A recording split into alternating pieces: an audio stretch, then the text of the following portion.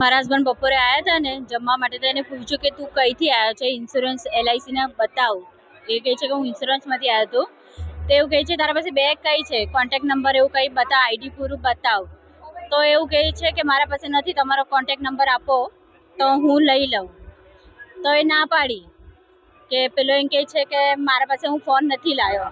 પછી મારા હસબન્ડે એવું કીધું ને કે તારો મોબાઈલ તો એના પેલો નટ બોલ આવે છે ને, પાનું ખોલે છે એને, એ દેખાયું. તે પકડવા ગયા ને તો એ ભાગી ગયો. ફર્સ્ટ ફ્લોરમાંથી એ ઉડી મારીને પાછળથી કૃષ્ણાનગર સાઈડ કોટ કૂદીને જતો રહ્યો હતો.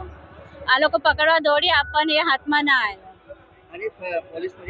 કરી છે, પોલીસ ફરિયાદ કરી છે. પહેલા ઓક્ટોબર મહિનામાં પણ બી ટાવરમાંથી કરી હતી, પણ કઈ પોલીસે કીધું નહીં, કઈ રિસ્પોન્સ આવ્યો નહીં. પછી હમણાં 2 દિવસથી કમ્પ્લેન કરી છે, કઈ આવ્યું નથી.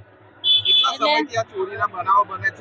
2 વર્ષથી તો થઈ ગયા છે. એવું કે 2 વર્ષ થઈ ગયા છે. બધા ટાવરમાં છે, એક એવો ટાવર નથી કે ના થયા હોય. કોઈ ના કોઈ ફ્લોર પરથી ગયા જ છે. ત્યારે અમારું ધ્યાન નહીં હતું, પણ એમ જ્યારે ખબર પડી ત્યારે અમે ધ્યાન રાખ્યું, નજર રાખી, ત્યારે ખબર પડી. અમારે ત્યાં પકડાઈ જાવ તો આજે ફાયર ને ગયું છે, કાલે કદાચ ઘરે પણ આવીને કોઈ લેડીઝ એકલી હોય ને કોઈ આવીને એવું કરે તો પછી શું જવાબ? દિન દહાડે આવે છે તો એવું તો ગમે ત્યારે કોઈ પણ ઘરે એકલા હોય તો કોણ જવાબદારી લેશે?